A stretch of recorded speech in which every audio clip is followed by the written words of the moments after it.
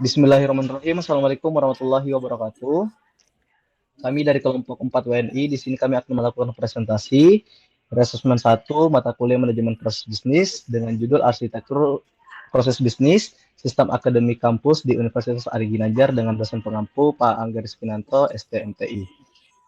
Oke, lanjut. Di bagian anggota kelompok dari 4 WNI, saya sendiri Agus Saputra Hamzah, kemudian ada Muhammad Abian Alwafi Effendi, kemudian ada Muhammad Zikri Hairipo, dan terakhir ada Muhammad Rizky Saban Lahai. Oke, next. Oke, masuk di bagian overview studi kasusnya, di mana kita mengambil untuk sistem akademik kampus di Universitas Ari Ginanjar, di mana merupakan perguruan tinggi yang mengelola sistem akademik berbasis digital untuk mendukung seluruh aktivitas akademiknya, mulai dari tahap perencanaan studi hingga kelulusan. Di mana tantangan utama yang dihadapi adalah bagaimana mengelola volume data yang besar dari banyaknya mahasiswa, sembari memastikan aturan bisnis seperti prasyarat mata kuliah dan kapasitas kelas itu tetap terjaga secara akurat sehingga mahasiswa tetap dapat mengakses hal tersebut. Kemudian analisis ini bertujuan untuk mendokumentasikan dan juga mengevaluasi efektivitas alur tersebut agar dapat meminimalisir kendala operasional seperti keterlambatan input nilai ataupun ada jadwal bentrok dan juga overload dari kelas tersebut. Oke.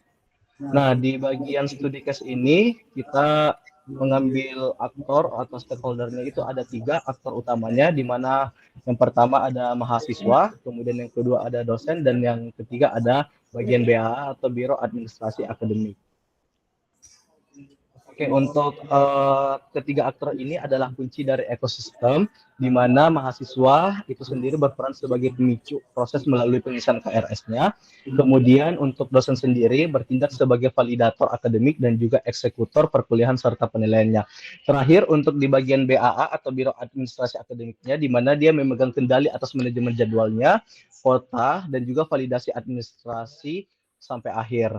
Dan untuk ketiga aktor ini sangat bergantung pada kecepatan pertukaran informasi di dalam sistem untuk menghindari terjadinya bottleneck seperti itu. Oke, lanjut di bagian landscape modelnya. Ini menggambarkan peta besar atau gambaran besar dari high level overview-nya dari sistem akademik yang terintegrasi dalam SIAKAD. Langsung aja masuk di bagian gambarnya. Oke, ini untuk gambar di bagian landscape model, di mana di bagian atas itu terdapat aktor utama, yaitu mahasiswa, kemudian dosen, dan juga BAA, yang masing-masing memiliki peran berbeda dalam proses akademiknya.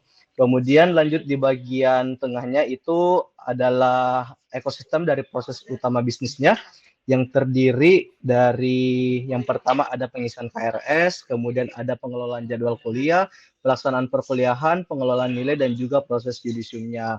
Kemudian alur panah ini menunjukkan bahwa setiap proses itu saling terintegrasi, saling terhubung, dan juga melibatkan lebih dari satu aktor sehingga mencerminkan proses yang cross-functional. Kemudian terakhir di bagian bawah itu ada platform pendukung, itu SIAKAD, sistem akademik yang dimiliki di Universitas Ari Ginanjar, yang menjadi pusat integrasi seluruh proses, artinya semua aktivitas akademiknya itu berjalan dan juga terhubung dari satu sistem yang terpusat seperti itu. Oke, next selanjutnya. Oke, di bagian proses map akan dilanjutkan oleh rekan saya.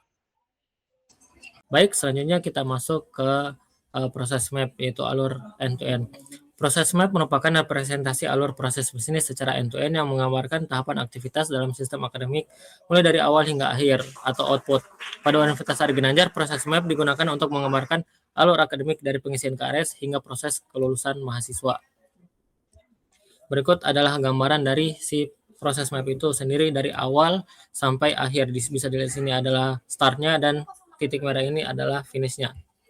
Selanjutnya kita masuk pada detail bisnis proses model notation. Pada level BPMN kami membedah detail proses pengisian KRS yang melibatkan logika keputusan yang kompleks, dimulai dari penginputan data oleh mahasiswa, sistem secara otomatis dan menjalankan gateway, pengecekan prasyarat dan kapasitas, dan seterusnya. Nah, BPMN yang pertama adalah BPMN pada bagian pengisian KRS. Proses ini merupakan alur utama mahasiswa dalam mengisi dan mengajukan kartu rencana studi atau KRS. Proses dimulai dari login SIAKAD sampai kemudian akhirnya siswa itu berhasil melakukan validasi mata kuliah atau KRS pada semester tersebut. Yang kemudian akan dilanjutkan prosesnya oleh dosen dan BA untuk menentukan jadwal jadwal mata kuliahnya. Selanjutnya ada BPMN pengolahan jadwal kuliah yang akan dilanjutkan oleh rekan saya. Selanjutnya BPMN proses perkuliahan, yang dimana proses ini berfokus pada kegiatan inti perkuliahan, dimulai ketika dosen mahasiswa mengakses jadwal, kemudian dilakukan pelaksanaan perkuliahan, dan kegiatan pembelajaran serta monitoring kehadiran. Jika ada perubahan jadwal, dilakukan penyesuaian. Proses ini bersifat interaktif per pertemuan, yang artinya selama sesi pertemuan selama satu semester itu belum berakhir, akan kembali lagi ke pertemuan berikutnya. Setelah semester selesai atau sudah berakhir, proses perkuliahan ini berakhir. Kemudian BPMN pengolahan nilai. Proses ini dimulai dari dosen yang melakukan penilaian, yaitu tugas UTS atau UAS atau assessment. Dosen kemudian input nilai si akad. Jika input terlambat, sistem mengirim notifikasi kepada dosen. Setelah nilai diinput, si akad melakukan pengolahan nilai dan hitung nilai akhir. Sistem kemudian mencek nilai validasi. Jika tidak valid, dosen harus merevisi. Jika valid, nilai dikirim ke BAA dan proses selesai. BPMN selanjutnya saya serahkan kepada rekan saya. Oke, untuk yang berikutnya itu adalah BPMN proses yudisium. Nah, di tahap ini kita melakukan penilaian akhir terhadap status akademik mahasiswa berdasarkan seluruh hasil yang telah diproses di BPMN sebelumnya. Nah, di BPMN ini prosesnya itu dimulai ketika BA menerima data nilai dari si akad. Nah, kemudian nanti akan melakukan validasi akademik dan cek lulusan berdasarkan SKS dan nilai. Jika tidak lulus, status mahasiswa ditetapkan sebagai tidak lulus. Kemudian jika lulus, maka akan dilanjutkan ke proses yudisium dan penetapan status kelulusan.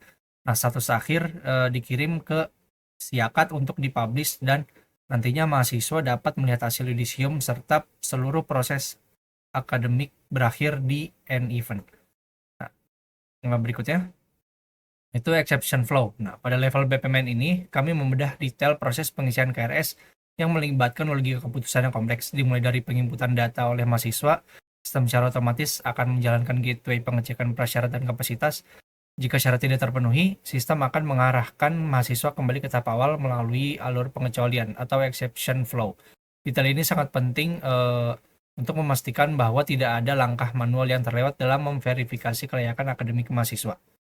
Berikutnya, kesimpulannya dari keseluruhan proses yang telah kita buat ini, kita dapat tarik kesimpulan bahwa sistem akademik UAG memiliki fondasi digital yang kuat, namun tetap memiliki titik kritis pada koordinasi manual antara dosen dan administrasi atau BAA. Kami menyarankan peningkatan otomatisasi pada notasi pengingat persetujuan KRS untuk mempercepat siklus kerja. Pemodelan ini tidak hanya sekedar dokumentasi, tapi juga merupakan instrumen strategis untuk melakukan perbaikan berkelanjutan guna meningkatkan kepuasan seluruh pemangku kepentingan di masa depan. Oke, baik, itu tadi presentasi dari kelompok kami, dari kelompok 4 WNI terkait arsitektur proses bisnis untuk sistem akademik kampus di Universitas Ari Ginanjar. Harapan kami ke depannya ini dapat menjadi intervensi yang tepat sasaran guna untuk meningkatkan efisiensi pada peningkatan sistem akademik kampus di UAG itu sendiri. Oke, cukup sekian dan terima kasih. Kami tutup dengan ucapan wassalamualaikum warahmatullahi wabarakatuh.